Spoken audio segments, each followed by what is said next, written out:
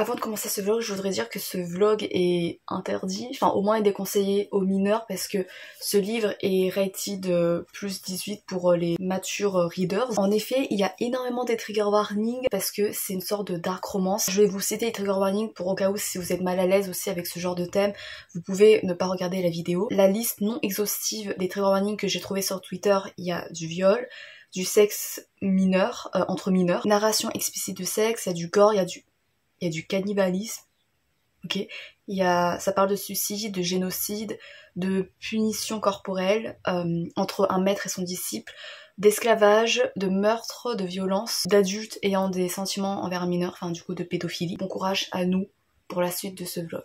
Ciao. Hey! Bienvenue dans un vlog consacré à une de mes lectures qui rentre dans le challenge du mois de la fantasy qui se déroule en ce moment, en mai. Je suis trop contente parce que c'est un livre que je voulais lire depuis très longtemps mais en même temps j'avais un peu peur parce que apparemment l'auteur-l'autrice fait preuve d'un sadisme remarquable et en même temps paradoxalement j'ai peur de souffrir mais j'ai aussi peur de ne pas souffrir, du coup d'être déçue parce que j'en attendais trop et du coup je suis pas assez impliquée, je suis pas assez impactée par ce qui se passe, mais bon on verra tout ça dans ce vlog. Il s'agit du coup du roman The Husky and His Wet Cat Shitsune, le tome 1 de Zhou Baopuzhou. Alors en gros pour présenter brièvement, il s'agit d'une saga très populaire qui s'inscrit dans le genre du danmei. Alors les danmei pour ceux qui savent pas c'est un genre chinois consacré aux histoires d'amour gay. Pourquoi j'en lis alors que de base j'aime pas la romance? Du peu que j'ai lu des danmei, à chaque fois il y avait plusieurs ingrédients, ça tourne pas seulement autour de la romance, bien au contraire ça tourne autour de d'autres relations pour lesquelles je suis beaucoup plus intéressée, notamment les relations familiales, les relations amicales. À chaque fois il y a une dose de anxiété mais qui me bouleverse, qui me poignarde limite. C'est un genre du coup d'amour, de romance, mais il y a toujours plus que ça et ça arrive vraiment à jouer avec des codes moraux, avec les réflexions sur la complexité de l'humain, de sa psychologie, mais de manière vraiment réaliste, pertinente, implacable, tragique aussi. Et j'espère retrouver tout ça dans ce roman. Alors je sais pas vraiment de quoi ça parle, je préfère me garder toute la surprise, mais je sais qu'il y a le trope de seconde chance qui est très marqué. Ce sera un vlog qui ne spoil pas, je vais pas spoiler des grands trucs, je vais surtout, je sais pas, peut-être parler des dynamiques entre les personnages, dire quels ingrédients il y a pour peut-être vous aider à voir si c'est votre tasse de thé. C'est édité chez Seven Seas Entertainment et l'édition elle est incroyable. Voilà, j'aime trop la composition des couleurs, bref.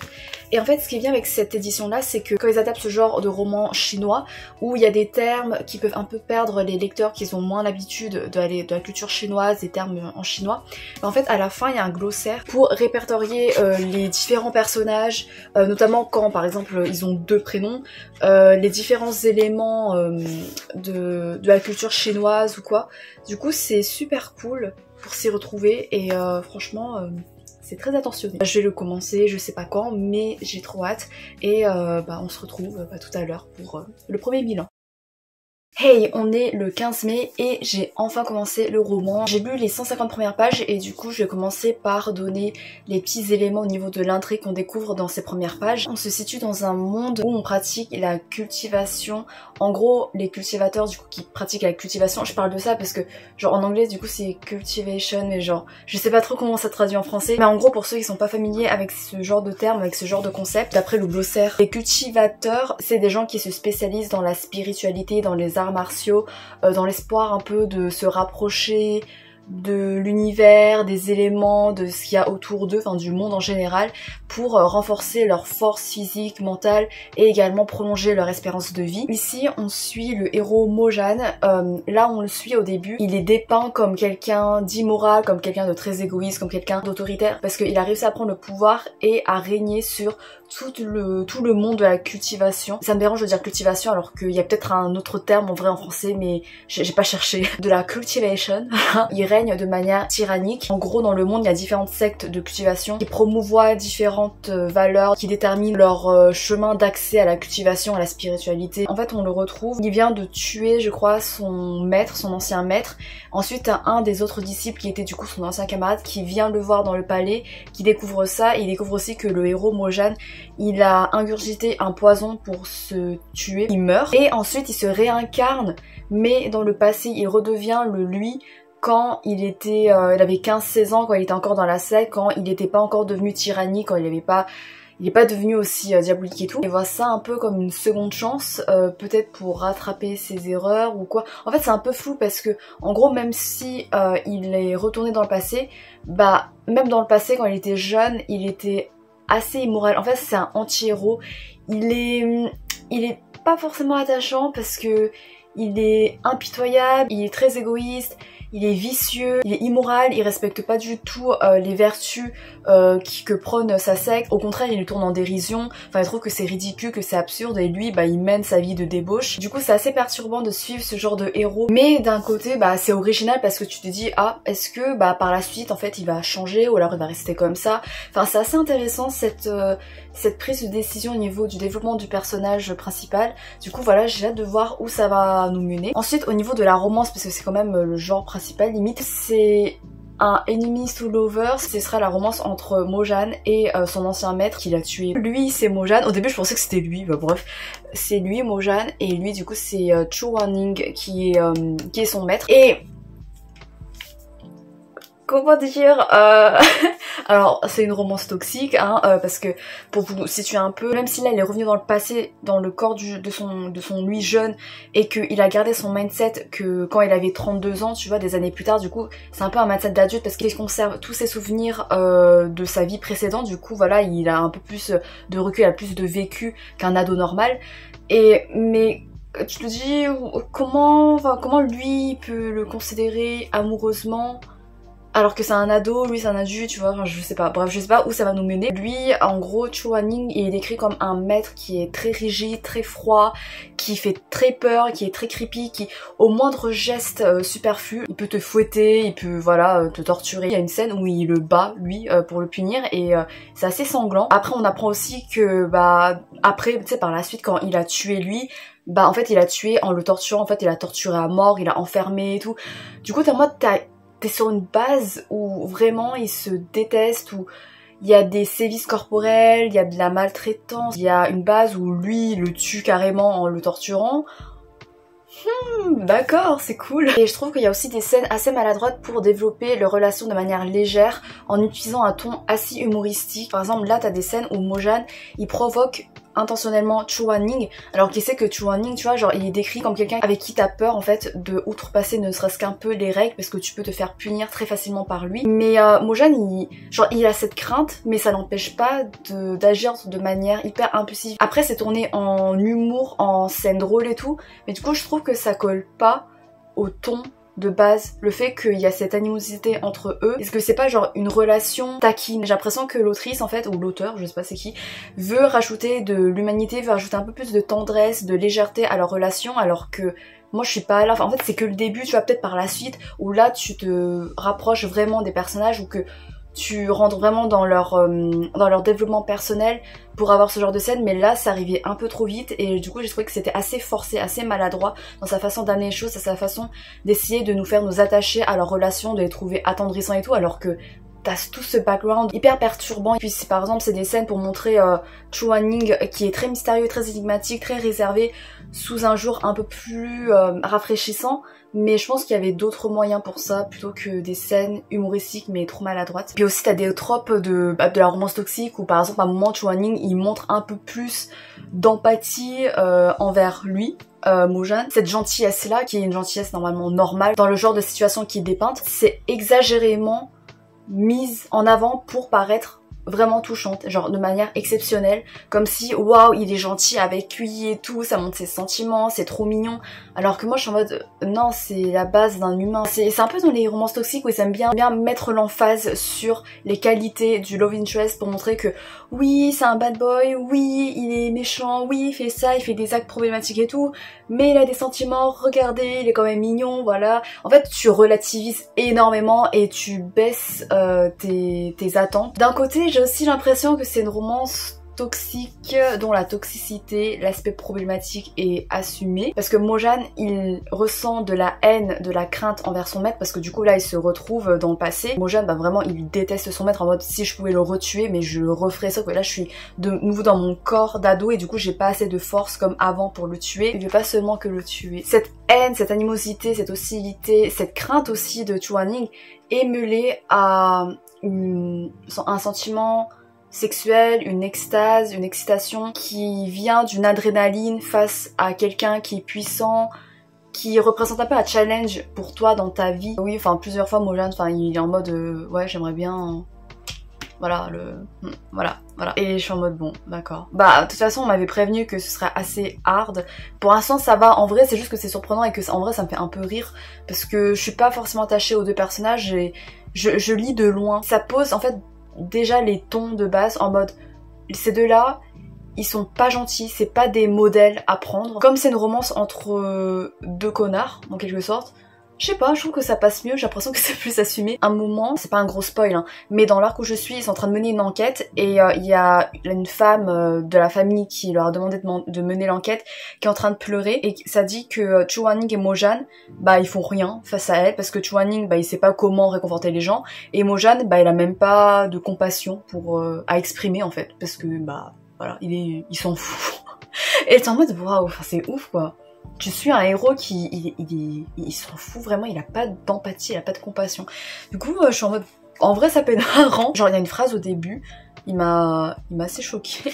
En fait il m'a fait rire, mais c'est un rire jaune. Ça avait dit que Mojang avait adopté un chien et ça dit que le chiot, il a rapidement grandi pour devenir un grand chien et le grand chien est devenu un vieux chien pour finalement devenir un chien mort. Voilà, et j'étais... Bah... Mais je sais pas, c'est tellement froid. Il y a une phrase qui décrit quand il boit le poison, ce que le poison fait en lui. Ça disait un truc en mode les ténèbres envahissaient sa vue. C'était comme s'il pouvait sentir ses entrailles se déchirer, fondre et se désintégrer en une pâtée sanguinolente, nauséabonde et tout. Et j'étais en mode ouais, en fait c'est comme s'il avait ses règles en fait. Franchement... Oui, bah c'est nous, hein, ce qu'on subit mensuellement. Voilà. Pour la suite, j'aimerais voir le développement de Mojang, comment ça évolue, voir si ses sentiments envers Chu Wan-ning va devenir romantique ou alors c'est juste ça va devenir complexe. Il y a encore cette haine, mais ça va développer dans une relation plus intime, plus sexuelle ou quoi. En vrai, ça, ce serait intéressant. Je trouve que ce serait même plus original, quoique peut-être ça peut mener sur un chemin plus romantique, mais il faudra beaucoup de développement psychologique à ce niveau-là, parce que là c'est vraiment très très hostile. Et aussi j'aimerais voir les personnages secondaires être plus développés, être plus mis en avant. Je pense qu'il y aura d'autres personnages secondaires qui vont faire leur apparition évidemment, et j'espère vraiment m'attacher à eux, parce qu'en général dans ce genre de roman de boys love, je m'intéresse moins à la romance qu'aux personnages secondaires qui sont en général assez super bien développés, quoique j'en ai lu que 2 où c'est super bien développé du coup en vrai je sais pas trop. Par exemple t'as Shui Mang qui est le cousin de Mojang, lui il m'intrigue de ouf parce qu'il est dépeint comme quelqu'un je sais pas, comme une poucave qui déteste Mojang aussi le déteste, ils arrêtent pas de s'engueuler, mais je sais pas, Shui Mang il me fait rire aussi, je le trouve un peu mignon aussi, je sais pas, à sa manière. Je me dis en vrai il y a un potentiel et peut-être que sa relation familiale avec Mojang va aussi se développer, qu'ils vont réussir à trouver un terrain d'entente, un terrain même d'affection, d'amitié. Bref voilà, je vous laisse et je retourne à ma lecture et voilà, j'espère que ça vous intéresse au moins jusque là.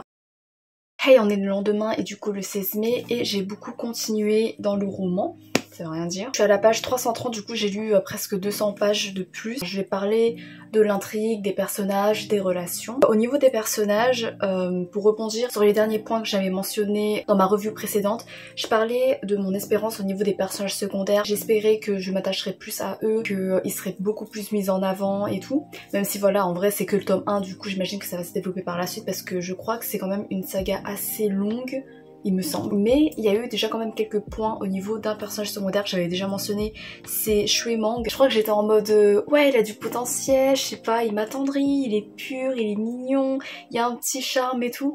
Et à un moment il fait des remarques grossophobes et j'étais ah d'accord.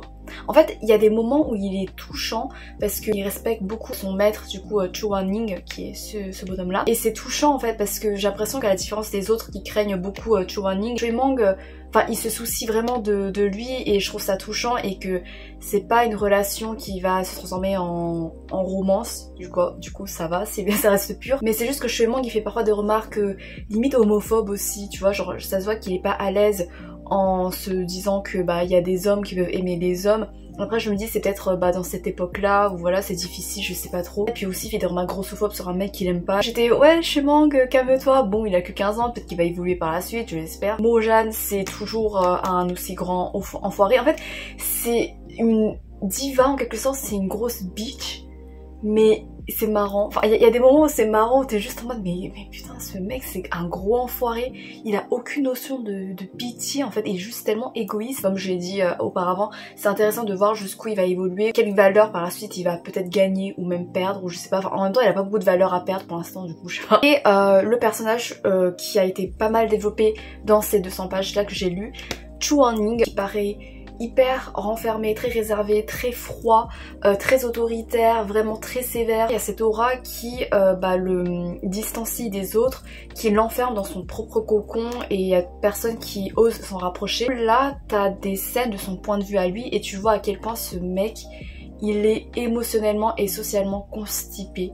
Et j'adore cette expression parce que je trouve que ça me représente beaucoup, et du coup quand je vois ça chez un personnage, je peux pas m'empêcher de l'adopter un peu, de m'attacher à lui au moins. Et c'est un peu ce qui m'arrive avec Chu Wanning. Alors Chu Wanning, il y a aussi un aspect problématique, c'est que il a 26 ans je crois à ce moment-là, lui son disciple a 15 ans, et Chu Wanning dit clairement que oui, j'ai un crush sur lui, voilà. Après voilà, Chu Wanning il sait que c'est mal, mais il peut pas s'empêcher.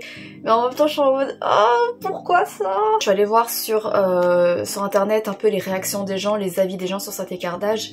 Et il y a des gens qui ont déjà lu la saga en entier, qui est en mode ok oui, le début, l'écart d'âge il est très perturbant, mais il y a des éléments apparemment par la suite qui vont atténuer un peu ce malaise, atténuer un peu cet aspect problématique. Je sais pas comment, je sais pas du tout de quel élément il parle, mais on verra bien. Et puis surtout que Chu Wanning, il va pas agir de manière ambiguë ou quoi, c'est juste qu'il y a des émotions, ces sentiments là, mais il les réprime. Et puis aussi c'est vis-à-vis de comment Mojang il est par rapport à Chu Wanning, et Chu Wanning c'est un comportement qu'il voit pas avec les autres et qui lui manque, parce que du coup comme je l'ai dit, Chu Wanning il est très isolé des autres du fait de sa réputation d'homme très froid, très autoritaire, très sévère. Quand tu plonges dans ses pensées, tu vois qu'il en souffre en fait. Il prétend qu'il a l'habitude, du coup qu'il est indifférent à ça, mais tu sens quand même que parfois ça l'atteint, que ça le blesse, et qu'il aimerait bien genre trouver des mots pour montrer sa sollicitude, pour réconforter telle personne, parce que ça se voit qu'il se soucie des autres, mais il sait pas comment faire, et du coup il est bloqué, il est constipé, il y a rien qui sort, et du coup il dit rien et on dirait qu'il est froid. Mais en fait avec Mojang c'est un peu plus compliqué, parce que Mojang il a su voir à un moment donné la douceur, la gentillesse de Chu Wanning, même si après ils sont devenus ennemis, mais ça a touché Chu Wanning, et peut-être que c'est à partir de là que, tu vois, genre, il s'est dit, il y a quelqu'un qui voit en moi quelque chose que les autres ne perçoivent pas, et c'est pour ça aussi qu'il est intéressé par Mojang. Mais voilà, c'est compliqué. Je vais voir par la suite comment ça évolue entre eux deux, voir comment ce age gap, ça peut, genre, être moins inconfortable, moins perturbant, moins glauque que maintenant là en ce moment. Et ce que j'aime beaucoup aussi dans cette suite, c'est que par rapport au début, dans mes premières impressions, j'avais dit qu'il y avait des scènes un peu maladroites qui forçaient sur l'aspect plus léger du caractère de Chu Wanning, pour montrer que c'est pas juste un mec froid, mais c'était des scènes comiques mais de manière trop forcée, alors que là avec Chu Wanning t'as des scènes dans des situations plus sérieuses et un peu plus complexes moralement, qui mettent en avant son humanité, ses sentiments de manière plus pertinente, et qui m'ont impacté, qui m'ont touchée. Là en fait on voit que Chu Wanning c'est quelqu'un, certes il est dur avec ses élèves, mais il est tout aussi dur avec lui-même, voire plus qu'avec ses élèves. Et par exemple il n'hésite pas à subir des sanctions, à commettre des choses, même si ça va atteindre grandement sa réputation. Quitte à ça, en fait il va quand même agir selon ses valeurs à lui, selon ce qui lui semble juste. Après j'espère qu'il n'y aura pas que Mojang, tu vois, qui va avoir une relation spéciale avec Chu Wanning, dans le sens où il n'y a pas que Mojang qui va percevoir, qui va réussir à toucher l'humanité de Chu Wanning, à percer son cocon. J'espère qu'il y aura d'autres gens aussi pour développer d'autres relations amicales, familiales, de fin de famille. Sinon c'est juste pour mettre en avant la romance, en mode oh regardez, parce que Mojang est hyper spécial pour Chu Wanning, parce que c'est le seul à voir Chu Wanning pour ce qu'il est, ou je sais pas quoi. Et j'aime pas quand genre dans une romance il y a que le love interest qui est exceptionnellement lié à l'autre personnage, parce que je sais pas, je trouve ça lourd, et je trouve que ça idéalise trop la romance, alors que les autres relations se relaient en arrière-plan, comme si les autres gens, les amis, les gens qui sont comme des figures familiales et tout, peuvent pas autant toucher une personne que l'être aimé. Ensuite on va parler des relations, il n'y a pas vraiment de relations dehors de la romance pour l'instant. Il y a un point qui me turlupine. Alors trigger warning, viol. T'as Mojan qui parfois il repense à sa vie antérieure, à du coup ce qu'il a fait subir à Chu Wanning avant de le tuer et tout. Et il y a des allusions comme quoi je crois qu'il a même abusé sexuellement de Chu Wanning. Le fait qu'il a forcé à, je crois, à satisfaire ses plaisirs à lui. Je sais pas si le fait que je garde un espoir comme quoi je surinterprète et qu'en fait Mojan il est pas allé aussi loin avec Chu Wanning, c'est vrai, genre il est pas allé jusque là, ou alors c'est juste parce que je suis tellement naïve et que je n'interprète pas bien les sous-entendus. Je pense que c'est ça, parce qu'il m'arrive que je suis trop naïve et je sais pas, et du coup j'atténue les interprétations et en fait non c'est ça. Du coup on part sur cette base, parce que tu vois genre à la rigueur si par le passé il a tué, en vrai je peux accepter le fait que maintenant dans le présent il tombe amoureux ou quoi, je sais pas pourquoi, en vrai moi je suis en mode ok c'est horrible mais pourquoi tu l'as tué, voilà, parce que tu l'aimais pas, parce que voilà il te maltraitait ou quoi, d'accord, mais là je sais pas, je suis très mal à l'aise. Mais sinon, tu sens vraiment le désir sexuel de Mojan. En fait, il est obsédé avec Chu Wanning à partir d'une haine envers Chu Wanning, à partir d'un dégoût, de ressentiment, d'un désir de revanche. Mais ça se transforme en une sorte d'adrénaline qui va le pousser à désirer également Chu Wanning, à le voir comme un objet de fantasme, de désir qui doit posséder, en fait, qui doit s'approprier, dominer pour avoir sa revanche, et du coup à partir de ça il y a des fantasmes sexuels qui s'ensuivent. Mojan il revient sur ses sentiments, ce qu'il a ressenti à la mort de Chu Wanning. Il avait tué Chu Wanning, il s'est dit c'est un peu comme si je satisfaisais mon désir de vengeance en me débarrassant de mon pire ennemi, mais en fait en le tuant il a vu que il se sentait vide en fait, et qu'il sentait que il perdait encore quelque chose en plus dans ce monde là. Et du coup il préfère s'attacher à ses sentiments négatifs plutôt que de tout perdre. C'est très toxique, mais je pense que c'est peut-être assumé, je sais pas. Je verrai l'interprétation des autres fans pour voir si pour eux c'est toxique tu vois, mais ils shippent quand même, du coup ils shippent en pleine conscience que c'est problématique, mais bon bref. Ou alors c'est vraiment romantisé en mode oui mais c'est compliqué, mais ils sont mignons quand même tous les deux, hein, je suis en mode...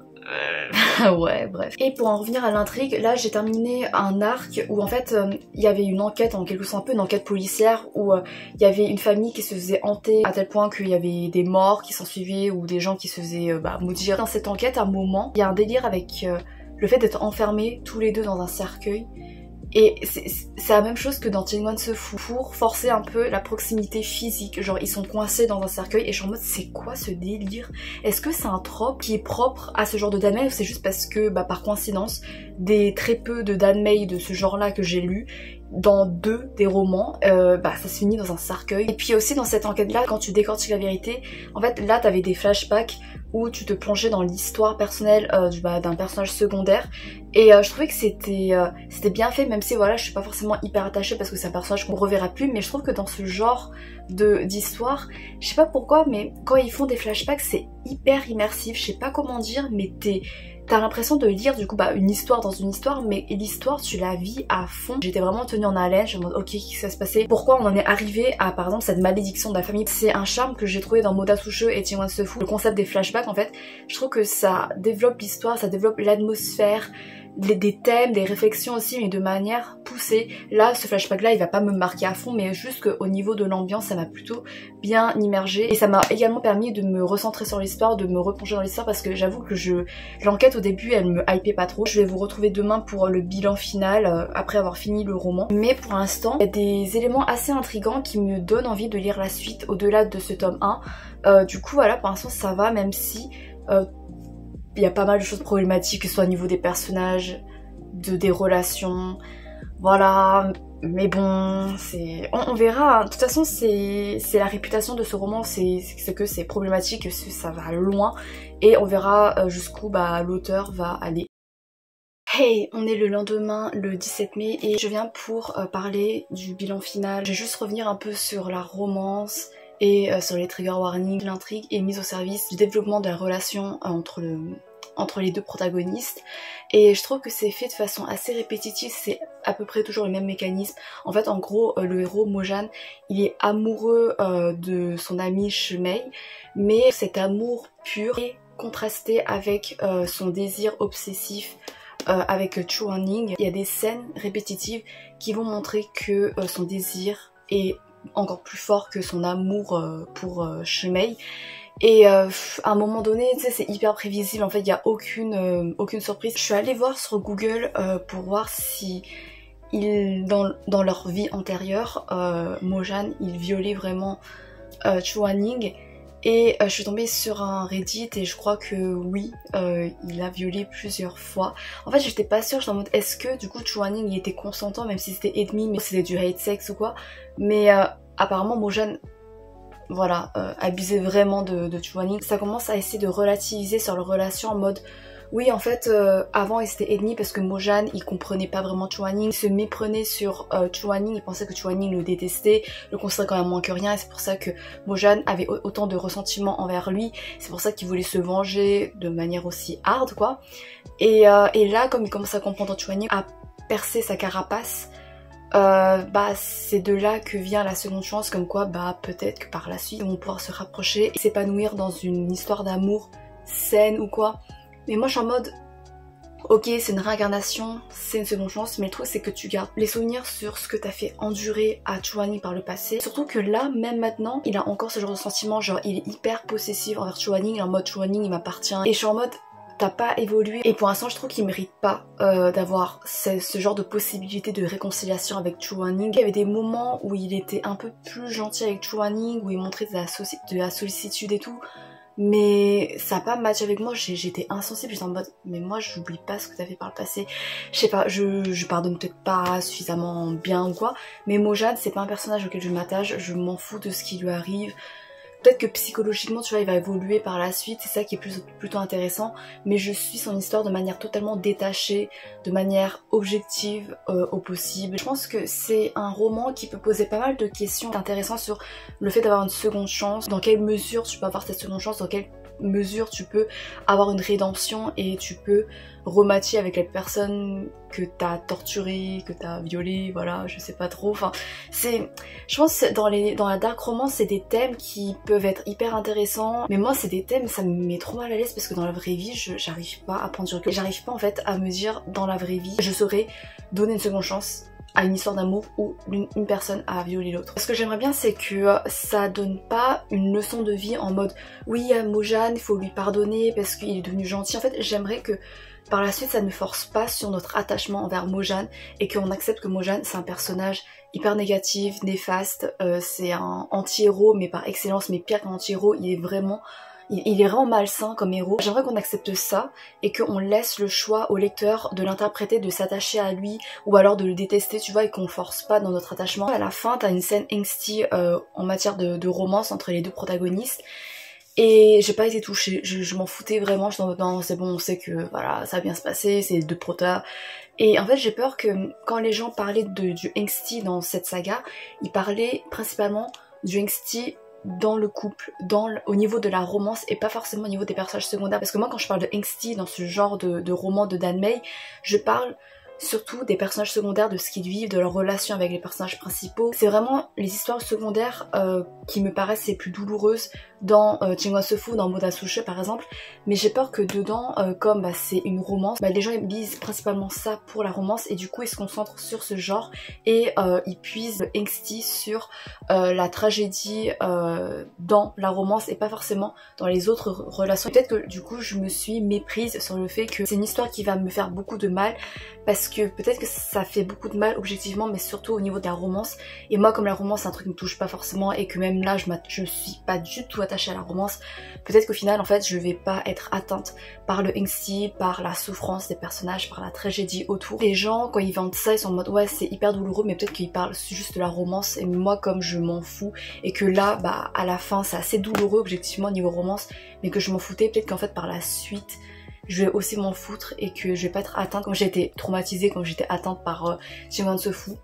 Je sais pas, du coup je suis assez sceptique. Voilà, le bilan c'est que j'ai passé un bon moment, je vais le mettre 3,5 sur 5.